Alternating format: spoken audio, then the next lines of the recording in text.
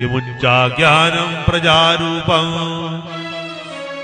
बलिष्ठा कर्मणो गतिः विवेकं तु समासाद्य त्यज संसार वासना। अरे ब्राह्मण क्या बेटा बेटियों के चक्कर में रोता है? अरे संतान से किसी को सुख नहीं मिला है। राजा सगर के 60,000 संतान थे। कितने? 60,000। लेकिन कपिल मुनि के साप से जल करके सब भस्म हो जाते हैं।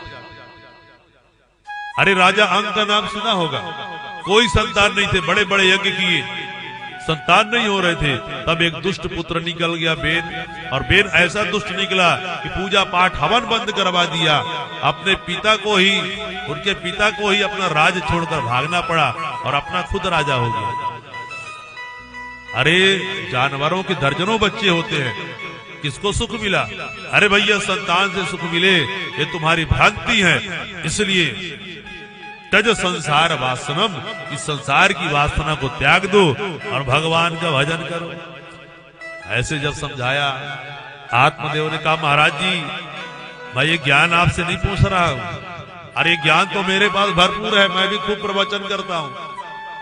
अरे आप बाबा बैरागी बच्चों के सुख को क्या जानोगे? छोटे छोटे बच्चे जब घर में होते हैं ना, कान में जब अपनी तोतली वाणी कहते हैं पापा पापा, इतना मीठा लगता है जैसे कान में कोई रसगुल्ला घोल दिया हो। बोलिए राधे राधे। तो आप इसके विषय में नहीं जानोगे। तो मैं आपसे यही निवेदन करता हूं कि आप कुछ ऐसा करिए मेरे को दिव्य संतान की प्राप्ति जो है हो जाए। बोले रुको ब्राह्मण देवता, हम तुम्हारे भाग्य की रेखा देखते हैं। अब ब्राह्मण जी जो संत थे सही में भविष्य जानते थे। भाग्य की रेखा देखे, मस्तक की रेखा, और देख करके बोले भैया सप्त जन्म अवधि चैव पुत्रो नैव च नहीं बचा। अरे बोले 7 जन्म तक तुम्हारे भाग्य में जो है कोई संतान है ही नहीं। एक जन्म की बात क्या कर रहे हो, 7 जन्म तक। जैसे ऐसे कहा, ब्राह्मण ने अपना सिर जोर से पटका। संत ने कहा क्या कर रहे हो ब्राह्मण, मर जाओगे। बोले मरने तो बैठा ही था, लेकिन आपने मेरे दुख को बता करके 7 गुना और बढ़ा दिया है। अब मैं कुछ नहीं जानता, मेरे को संतान चाहिए। मैं दूसरी बार इतनी जोर से सिर पटकूंगा कि मेरा प्राण ही निकल जाए। अब बाबा जी के भैया अच्छा बैठे बैठे हमने ब्रह्म हत्या मोल ले ली है। इसको आए थे ज्ञान देने, लेकिन इसने हम अपने ज्ञान में ही लपेट लिया। बोले जब तुम्हारे भाग्य में है नहीं तो मैं कैसे दे दूं? बोले भैया देखो, संतों के वचन में इतनी शक्ति होती है कि संत ने यदि कह दिया उस पर विधाता को भी विचार करना पड़ता है। ऐसा ब्राह्मण देव ने जब कहा, संत जी परेशान होकर के अंत में कहे, ऐसे एक हाथ को किए, एक फल प्रकट हो गया। बोले इदम भक्ष्य पत्ना तुम ततः पुत्रो भविष्यति। इस फल को यदि अपनी पत्नी को खिला दोगे, भगवान की कृपा से दिव्य संतान की प्राप्ति होगी। ऐसा कहा। बोले कुछ नियम? बोले हाँ, आचार विचार पवित्रता से रहना है, इतना ही करना हो गया। अब महाराज जी खुशी खुशी दौड़ते हुए अपने घर की ओर चल पड़े। घर की में जब पहुंचे, जोर जोर से चिल्लाने लगे, अरे सुनती हो, सुनती हो, अरे देवी सुनो। बार बार सुनती हो चिल्लाए। देवी दौड़कर आई। क्या है महाराज बताइए। बोले ये फल ले लो, इसको खा लेना। अरे बोले चिल्ला तो ऐसा रहे थे जैसे 9 लखा हार लेके आए हो। अब एक फल दे रहे हो, फल को खा लेना। इस फल के लिए इतनी चिल्लाने की क्या जरूरत थी? अरे बोले ऐसा वैसा फल नहीं है, ये दिव्य फल है, इसको खाओगे तो दिव्य संतान की जो है प्राप्ति हो जाएगी।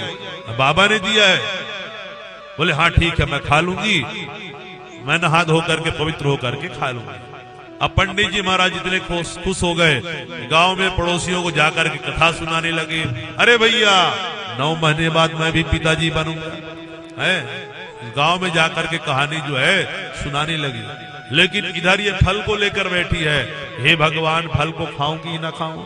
इतने में कौन आ जाती? पड़ोसन आ जाती है। पड़ोसन से पूरी बात बता दी। अरे बहना देख तो कभी बाबा बैरागी के दिए फल से बच्चे भी होते हैं, फल खाने से कभी बच्चे होते हैं? ये तो झूठ बात है। अरे बोले बाबा ने दिया खा लो। भाई फल तो नुकसान करने वाली कोई चीज है ही नहीं। अच्छा मैं फल खा लेती हूँ। कि फल भक्षेण गर्भस्याद गर्भेणादर वृद्धिदा स्वल्प भक्षम ततो शक्ति गृह कार्यम कथम भवेत। अच्छा बहना ये बताए तुम्हें फल खा ली तो मेरा भोजन कम नहीं हो जाएगा है? और भोजन कम जब होगा तो मैं कमजोर हो जाऊंगी, और कमजोर हो जाऊंगी तो घर का काम कौन करेगा? उतर के करने लगी। अरे बोले तू ऐसा करना, काम करने के लिए ननद को बुला लेना। ननद को तो बुलाना ही पड़ता है, उससे अच्छा ये भैया 4 महीना पहले काम के लिए बुलाओ, खूब काम करवाओ, अंत में बधाई दे करके विदा करो। बधाई तो देना पड़ेगा, उससे पहले अच्छा काम करवा के बधाई दो। बोलिए राधे राधे। क्या कहती है? मेरी ननद महाचुट्टी, मैं ननद को कभी बुलाने वाली नहीं हूँ। मेरी ननद तो 4 महीने में घर ही साफ कर देगी। उससे अच्छा क्या है, मैं नौकर को बुला करके काम करवा लूंगी।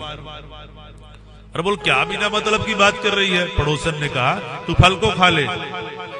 अच्छा ये बताओ कहीं दौड़ना पड़ गया तो मैं कैसे करूंगी? अरे बोले कौन से दौड़ में हिस्सा लेना है? बोले भूकंप आएगा तो नहीं दौड़ना पड़ेगा। घर में आग लग गया तो?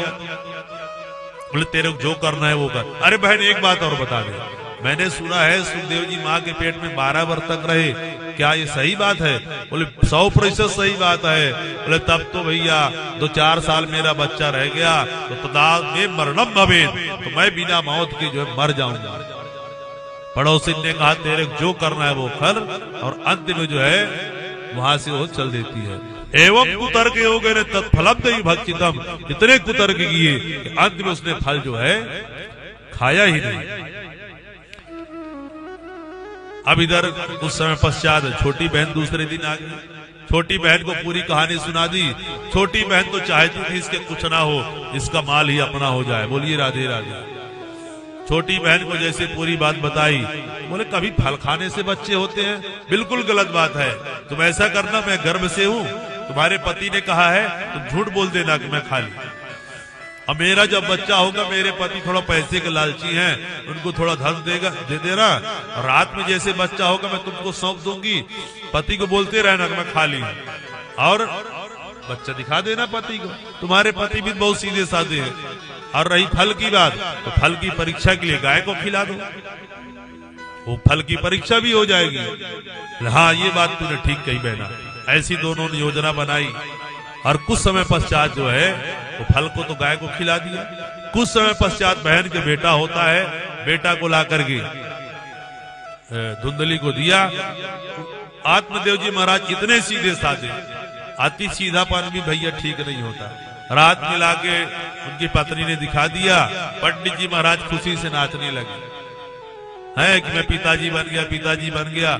और 3 महीने बाद जिस गाय को फल खिलाया था उसने भी दिव्य संतान को जो है जन्म दे दिया है। सर्वांग सुंदरम दिव्यम निर्मला कनक प्रभम। गाय के पेट से जो बच्चा हुआ है उसका पूरा शरीर मानव के जैसे है, कान भर कैसे हैं गौ के समान, इसलिए उसका नाम क्या रख दिया जाता है? गोकर्ण जी महाराज। गोकर्ण जी महाराज नाम रखा गया। और जैसे अड़ोसी पड़ोसी गांव वालों को पता चला भैया नामकरण कर रहे हैं महाराज जी, आया करके बधाई देने लगे। पंडित जी महाराज बधाई हो, बधाई हो। कहा तो एक एक पुत्र नहीं होते थे, एक भी नहीं होते थे। अब आज देखो भगवान की इतनी कृपा हुई है कि गाय के पुत्र ने भी दिव्य संतान को जन्म दे दिया है। सब बधाई देने आ रहे हैं। और पंडित जी महाराज खुशी से जो है नाचने लगते हैं। इनका नामकरण किया, लेकिन जो पुत्र इनका नहीं था, अब ये तो अपना ही मान रहे थे, वास्तव में ये पुत्र है। उसका जो बहन का बच्चा था उसका नामकरण की सोच रहे थे। धुंधली आके खड़े हो गई, बोले सुनो जी 9 महीना मैंने पेट में रखा है। झूठ भी बोली, कैसे बोल रही है? तो नामकरण भी मैं करूंगी। बोले बताओ क्या नामकरण है, करोगी? बोले मेरा नाम धुंधली है, तो मेरे पुत्र का नाम धुंधुकारी होना चाहिए। यत्कालेन तौ जातौ तरुणौ तनयाबुभौ गोकर्णो पंडितो ज्ञानी धुंधुकारी महाखला। कुछ दिनों बाद दोनों बच्चे बड़े होते हैं और दोनों ही ख्याति को प्राप्त होते हैं, लेकिन दोनों की ख्याति में अंतर है। एक विख्यात होता है तो दूसरा कुख्यात होता है। कुख्यात समझते हैं ना? है? गोकर्ण जी महाराज जिस गली से निकल जाएं, लोग हाथ जोड़कर उसको प्रणाम करने लगे, दंडवत करने लगे। और धुंधुकारी जिस रास्ते से निकले, क्योंकि चोरी बिया बिचारी डकैती में पवित्र हो गया था, धुंधुकारी जिस रास्ते से निकले, लोग बाग अपने घर का दरवाजा बंद करके घर के अंदर प्रवेश कर जाए। गोकर्णो पंडितो ज्ञानी, गोकर्ण जी महाराज जितने बड़े होते गए उतने पंडित मतलब विद्वान होते चले गए, लेकिन ये जितना बढ़ता गया उतना चोरी व्याभिचार में उतना ज्यादा प्रवृत्त हो गया। एक दिन तो ऐसा हुआ कि घर की जो संपत्ति चोरी करके बेच दी थी,